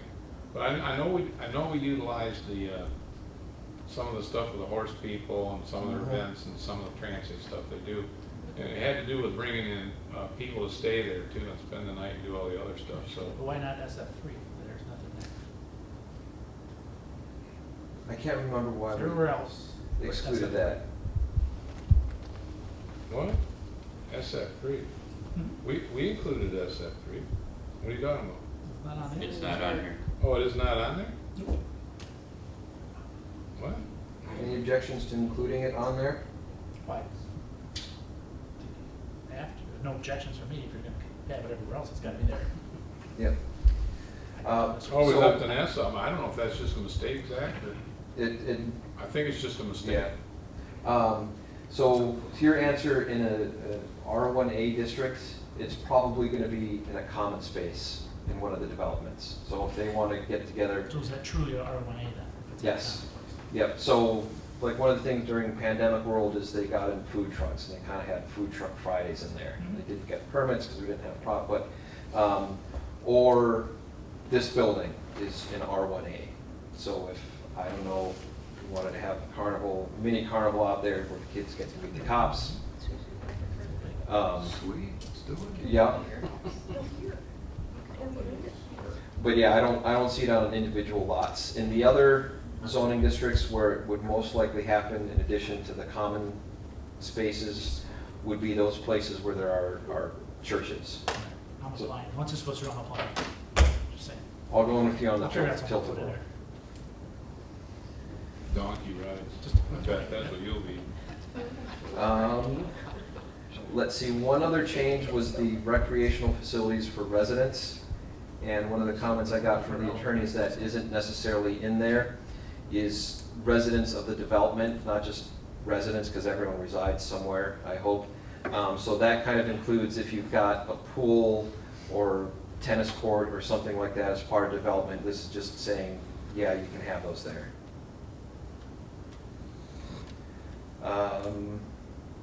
Let's see, so what I've heard for arts, entertainment, and recreation, well, I need to clarify that based on the attorney's direction. The temporary transient amusements are a special land use in the SF3, and I'm gonna find the definition that's buried somewhere in here for next time we get to So it. we're adding that S in there. That's what I heard. That's the modification we're making there. That's the only change that we're making within that whole section. That's And what what I we've heard. already made changes to. Check the Yeah. definition. And we're gonna find a definition. Yep. So this is actually okay now, this section. Um, With changes, with minor changes. No backsies? No back, nope. All right, institutional uses. And I guess what I'll say to, as I start that, is there's nothing necessarily magical about the different use categories. The idea was just basically to break it into smaller chunks so you would kind of have something to look at. If anyone sees something that they think should be in a different place, that's a good comment, that's something we can work on. Or if you're an entirely different type of use, like there are a bunch of car uses, if you want to say, we ought to have automobile uses, and that's where you can put all the gas station stuff there. Okay, institutional uses, no changes for cemetery. Place of worship, we're proposing a minor change there just to be, I don't want to say modernizing it, but more inclusive. It's the same thing, but it's just more broadly written. It's the same thing, churches, temples, synagogues, mosques. Essential structures, you see a lot of red there. That was just basically combining language from a couple different sections. I have a question on this one. Does that include windmills? It does not. That is- They are later on under other uses. Okay. Essential You get solar services, panels too, or no? what's that? Is that different? The solar panels also different? They're different, yep. Okay. So essential services is defined, it's basically the pipes to bring the things you need to live in your house. Water, sewer, electrical cable, those types of things. Got it. Office of local, state, or federal government agency. Bill, Yep. didn't you earlier state that this is R1A? Yes, and I was going to segue in, one of the things we struggled with is both for this facility and for like the municipal water or waste treatment facilities, we know that there are ones that are on residential zone properties. And It's out there. yeah, my recollection was the ORC wasn't really interested in kicking the beehive that hard that we were going to. We pulled right out of it. We said, we're not even gonna look at it. They got built and we don't know how, and it's over the dam, that water went over the dam. So we didn't open that back up. But that's where it comes to the planning commission. If you guys say we want to say it's permitted in all the places we know we already have them, that's something that we can do. We're still in those areas, so they're broke. Well, that wouldn't be up to us, that'd be I a know. township board decision. Okay. So it can be right violations against township. No, we're not. No, we're not. Local governments can exempt themselves from their own zoning. It's generally a bad practice when you tell people to do stuff and I then you agree. say, not us. But that's why it wasn't Schools. Addressed. Government agencies. And same comment for police, fire, or EMS station, is that we've got the folks downstairs, it's an R1 if you look, it's 2 not. for 1. Yep, So if I want to put a municipal water facility on the Crossroads for Youth camp that we've been looking at for quite a long time, We Which would is need to make zoned- changes to this. Which is zoned SF1? Yep, we'd need to do changes to this. So this perhaps is something, SF1. this perhaps is something that you guys think about. I guess I haven't asked my daughter a question. Sorry to interrupt you, but Yep. why wouldn't it be permitted on everything? Right. Why does it matter? Is there a reason we wouldn't permit government agency on an ag? Other than maybe state routes, but everything else I would see you could do it.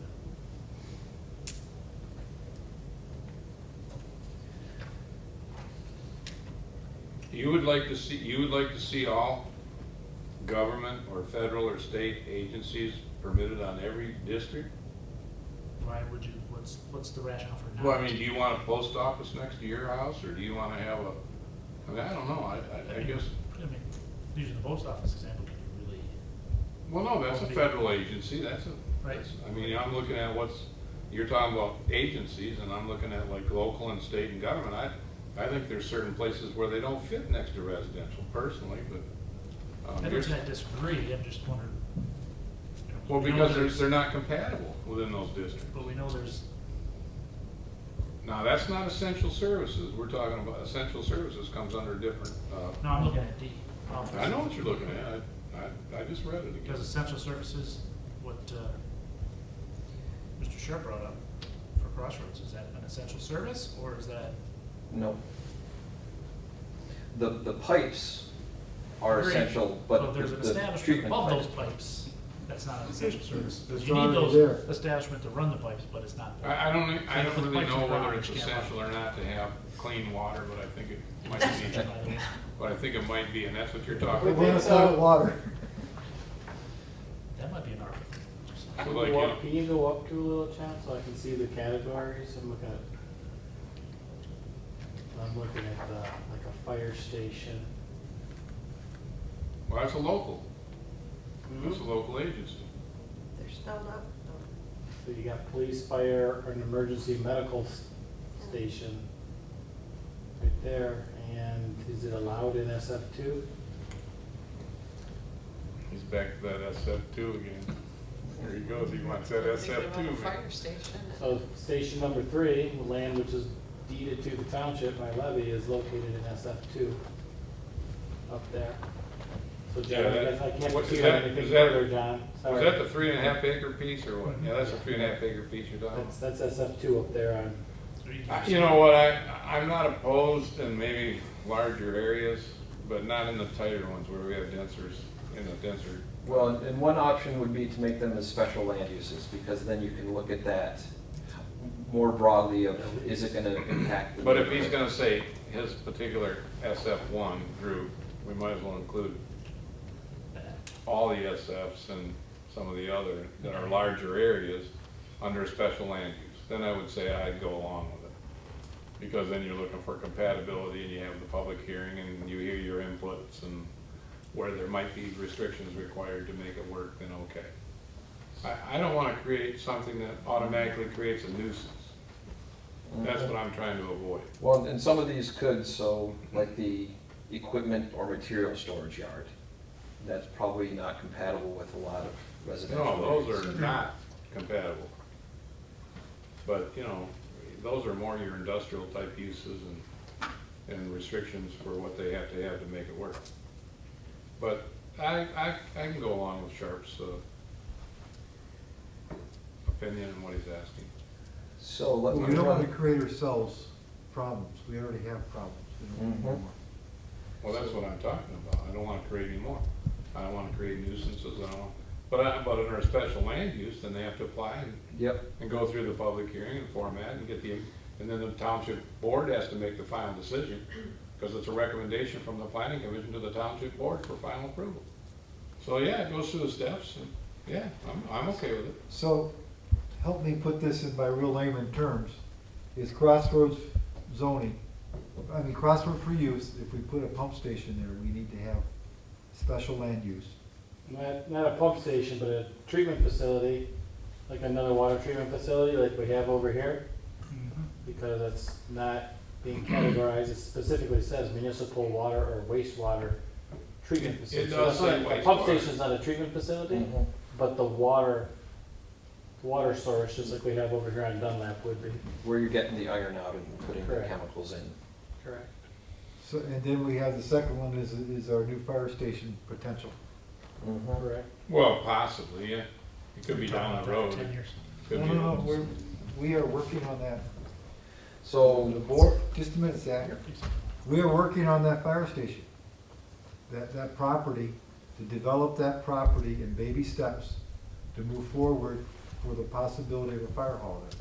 Correct, Mr. Sharp? Well, not right now, because it's not allowed in the, in the zoning district. I just put it all on, no, yes. I just saved you guys a couple $1 million. How about that? Yes, we are. Yes, we are. Well, wait a minute, you're making amendments right now, Right. in particular to this, No, your connection's bad. and so I wanna know when I leave here tonight, when I've been going through these different sections, you're gonna add all the SFs with special land use, and are you gonna include A? Well, let me start first. I'm not gonna go past SF1. I'm not gonna go down to denser properties than that, even Alright. with, and I'll do the others with special land use that's my own opinion though, I mean, that's only I hear me. ya. But So I- I'll put an S in those 4 categories for an amendment. Well, let me start off with D. I'm gonna back I'm this on up a D. little bit. I'm on D. Okay, I'm talking S in those 4 categories. and just so this is office building like this, not treatment facility or fire station. Well, if you look at office of local, state, or federal office, it says office. Mm-hmm. But he's not talking office. Nope. So, and I will say that, as a reminder, this building is in the R1A district. It's another topic, another time. We can't bring that one back Right. up. I mean, that just got built and we don't know how. But if you put special land use for all of them, why can't you put it across the board? You can put a carnival on somebody's. No, yard. no, no. Building under special No, we're land not use. doing that either. But you can put a polling place. So are we talking just on D right now? Yeah, Yeah. And we're we're doing it gonna with try to do it in S? smaller I agree chunks. with special Okay, land let's use do on all that. of them being the I'm same. good with that. I'll make the amendment on my paperwork right now. So special land use ag through, SFs. what about the Rs? I don't want the Rs. Okay, So we just put- I'll go with larger and above, what we did with SF1 and up. It's the same. I will pop us down then to H, municipal Okay. water All right. or wastewater treatment. And one potential way to sort that out would be to separate them, to have water treatment facility versus a sewage treatment facility. Well, we have a water treatment facility now on the golf course property, And we got one, and that's recreational zone, and we don't have it in here under R. Is that an essential service? You're the saying no. pipes, the I mean, pipes and the wires. I guess you can have crap water, have a facility on property that you don't care about, We're just rezoning. or you rezone. So my first question, are folks interested in separating water treatment and wastewater treatment? Because the impacts from those sedimentation ponds. I are think you're different. gonna have to separate them, All right, because they're 2 different beasts. They are 2 different beasts. and I so agree right, with Jim on part of it, you convinced me. so keeping wastewater treatment as special in I1 and I2? Folks comfortable with that? I'm comfortable with that, wastewater, you said, Yep, What okay. if you had a large? No, don't stop, just stop right now. this is municipal, that's, don't talk about those shared ones. Okay. You don't want shared treatment facilities because So it. we just crossed out the word or, Yep, and we're moving wastewater treatment facility to a different category now. so how about municipal water treatment facility? Like the one out here where you got the pump, you may have storage Yeah, tanks. that's the kind I'm talking about. Special land use across the board? Across the board?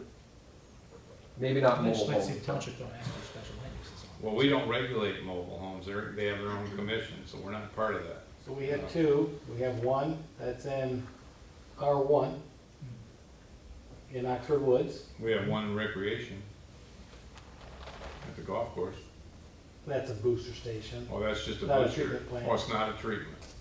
So the only Where, treatment, okay, where are the 2, the one treatment that's south of Drainer, what's Yeah. that one?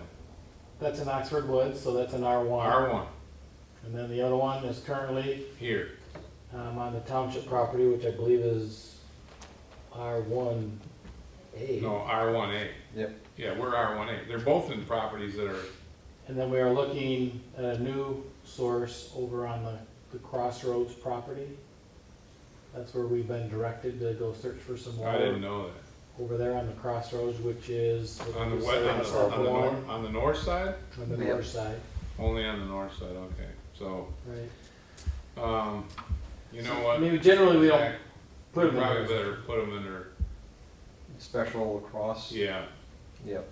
So you have to drill where the water is. Because eventually you don't know where you're gonna need one. Yeah, Kinda what he's we saying. might be up on the Koenig property, which is Yeah. SF2 in the future. Yeah. We might be, you know, who knows when it expands. If we go across the board with S, then I'll do that. All right. Then it's township approval again. Okay. But that's I thought they were wastewater gonna deny treatment. it, but That's municipal wastewater treatment facility. Now we just S that all the way across, so. Not I mean, it's wastewater, just I thought it municipal was water, because you Or, split it. excuse me, Water. not wastewater, water. Yes. Sorry, I made a mistake. Yeah, as long as you have a good water treatment system, it's not gonna be wastewater. Something like that. It's gonna be municipal water. Is there any interest in examining the police, fire, emergency medical services station? We didn't make any changes here. Again, we didn't want to kick that bee's nest too hard. We do know, well, I think the station number 2 is in R1 also. And future station 3 is in SF2. Is that what it is up there? Yep. SF2? Future land use map, I think, calls for it to be industrial, or to the industrials, but it's not that today. Well, I don't, you know, I'm, because those are, to me, those are definitely essential services. I don't have a problem with any of that. Do you want to make them Ps or Ss across the board, is what I'm hearing. I would make some of the smaller ones S's personally, the bigger ones I would make B's. I guess, well, where are you dividing the line from, R3 to SF1? Mm-hmm. So you're saying S's all go into the higher densities and P's go into the, Yeah. What's RN stand for again? What's that? residential multiple. Yep. What'd you say, RN? Yeah. Residential multiple. Yeah, and we're not sure why it's explicitly called out permitted there. It's got to be some fascinating archaeological history behind Well, it. those are big changes compared to what we discussed, so I mean, we better make sure we Mhm. Where's the bring, mobile- we where's better the make mobile- sure we bring this Next back thing? and have all the Oh, yeah. AC Yep. members get involved with this comment, okay. What's mobile home? Mobile Home Commission has their own rules. So we can't. We don't regulate. Can we put a police and fire there? Thinking out I loud. can't answer that question, they're regulated by the state. Well, the question is to the zoning, and as a general practice, you don't want to have excessive, you don't want to have unused mobile home zoning districts because it will attract more mobile home parks. So usually you only zone to mobile home once someone comes in and wants to do a park. So excluding it from that is pretty practical because you're not going to have empty parcels. But saying that we have a few now, could we say that is a permitted use to have a police, fire, or mercy at the ones we already have? So if something changes in the future and somebody wants to put. Zach, one in I for don't whatever reason, think, why couldn't? I think you're dealing with some issues of law there. I don't know, because of the Mobile Home Commission and their rules. So I won't argue one way or another because I don't know for sure. Well, I think from a practical matter too, they're generally large chunks of property owned by a single entity, Yeah, and they're not going to want to chunk bits off. no, but I could rent 4 lots in a mobile home community and put a police station, for example. A substation, Yeah. Does that fall within our I don't know, honestly. purview, or is that? I'm gonna have to pass on that comment because I don't know one way or another if that's possible. You're gonna see Well, different stretching advice. it now. Pushing Yeah, limits, guys. Yeah, he's pushing the limits. Yeah. He's a Don't county take a lot of boy. runtime, but- He's a county boy, that's why. But I will poke around a little bit and refresh myself on the mobile home commission rules. Yeah, okay, so that you're checking on is what you're Yep. doing. That's all. We didn't make a change here tonight.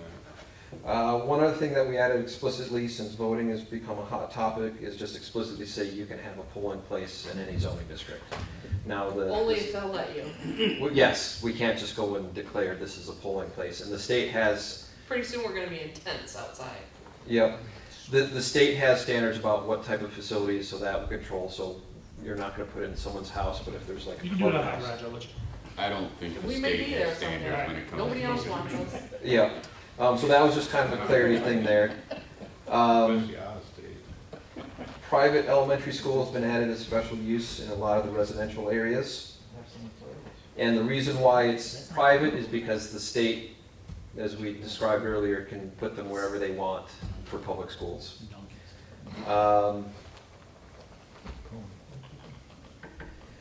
So, under N, private or non-exempt public college or university, again, that's kind of the fancy, there are some universities, public universities, that don't have to listen to local zoning.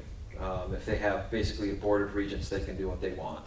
And University of Michigan, Michigan State University, Wayne State, those guys, they're state constitutional corporations. There are some that aren't, and so that's where that term came in. We didn't propose any changes. Let me see too.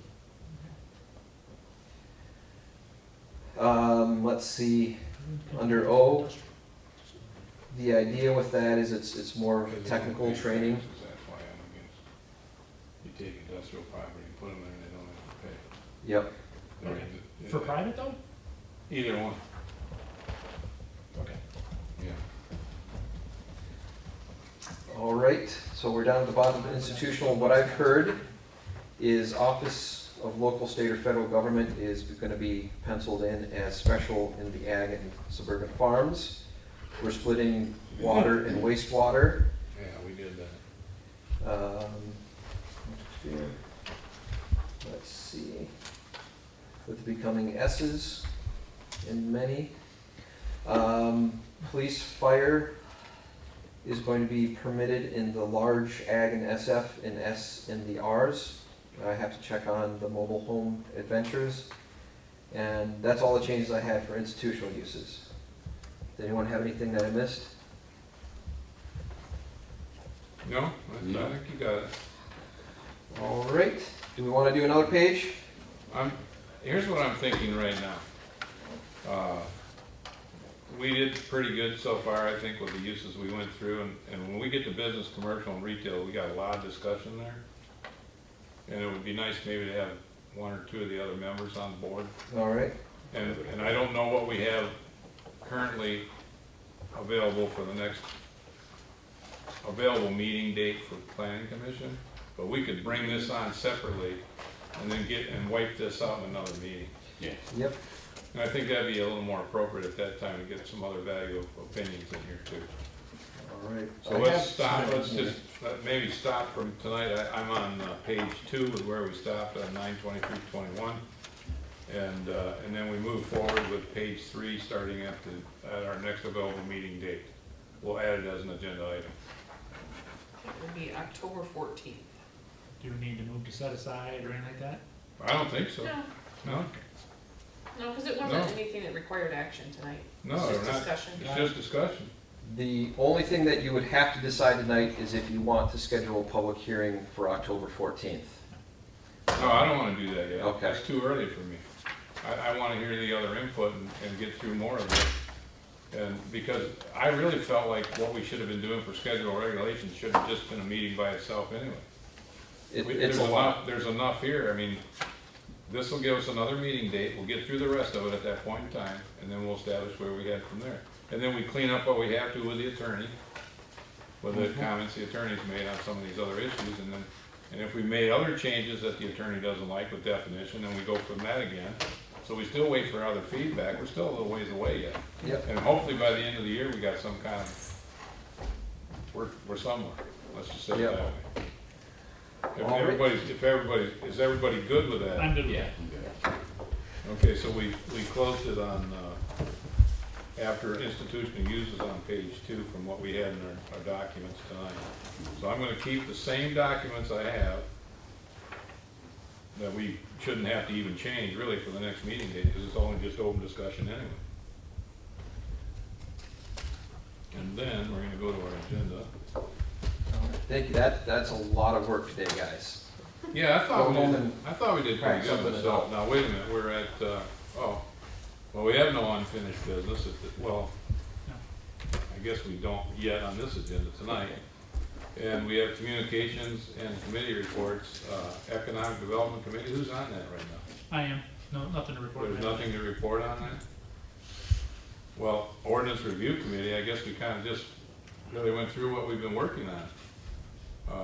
Because Zach, we haven't had any previous meetings that we had much discussion on anything new, have we? Nope. So we don't have anything to report. Engineers report, you got anything, Mr. Sharp, that you want to talk to us about? Besides your house project? Something else? No. Well, no, I gotta say something. We had a water sewer committee meeting today, Oh, you did? and Clearview Homes was at that meeting. So basically, they are still proceeding with, they're doing their due diligence on the property on the south side of Drainer, Crossroads for Youth property over there. Yeah. So they're doing their due diligence. Is that the 160 acre piece? It is, yes. And what's he proposing that he thinks he can get out of that? Do you know yet? Did he have comment for, We've has he asked heard for like numbers REU capacity and all the other stuff? I mean, what kind of comments does he have then? between 60 and 90 is the homes, the number of homes that they're doing basically a parallel plan based on the zoning, and then they're gonna come forward, I believe, with a cluster type option and try to put everything And push more? in, so that way they only have to develop about 50% of the land, keep about 50% of it in the back open. So that's kind of what they're looking at now. They were at the Water and Sewer Committee meeting today, because currently they're not in the water or sewer districts. Yeah. So they would have to petition that, and in order to make that happen, there's some improvements that need to be made to the Sewer? to the sanitary sewer Sewer, system over there. more sewer than water, because we got a pretty big main going through there Correct, now. correct. Okay, so water's not a problem, it's all about REUs and capacity, right? Yeah, from a planning perspective, that's really the only item that I have. Okay. Anything Well, else? No, thank you for your info, I appreciate it. Zach, do you have any comments you want to make? Parallel Yep. Ward or? Again, I'll say, everyone pat yourself on the back, that was a big chunk. We were a bit worried that even just the table, the different would cross eyes today, so we did really good. You did really good. We are finding that zoning permits are starting to taper off now, end of summer, kids going back to school. Usually there is a little bump in October, but we also this year have a lot of residential lots that are coming online that we're expecting permits to drop, to come in, that will be pretty busy in the fall compared to normally what happens. One of the other things that I'm working on, and I'll plant the seed for you guys to think about it, is the process now to get things onto the Ordinance Review Committee can be a bit tricky, but it has a lot of good checks and balances to that. So one of the things that other communities will do is they'll kind of have a joint meeting at the beginning of the year, at the end of the year, with the Planning Commission, Township Board, ZBA, and you'll kind of say, here are the things we want to work on the next year. Kind of like a charrette. Yep, It's more like a charrette when you do that, and then you get the opinion of all the parties together. Yep. And which direction do you want to go for priorities? And so they push priorities to us, and if they want this list to go this way, then we take it that way. yep. And I think that's a good idea, maybe at the beginning of the year. Let us get through the holidays, and then at the beginning of the year, do a small charrette and put everybody in the same room and go from there. Not a bad idea, thanks. Yep, so that's one of the things that's percolating, if there are ways that you think you'd like to see that or have bigger benefit from that. I think it can be helpful. It puts you into a priority, you Mhm. know, like what do we do first, what do we do second, third, fourth, and what, and Yep. so on. And it shortens the window, so like for the driveway thing, you know, that it's 3 months from when it was identified from here, or from originally identified to when it gets to the township board and then back.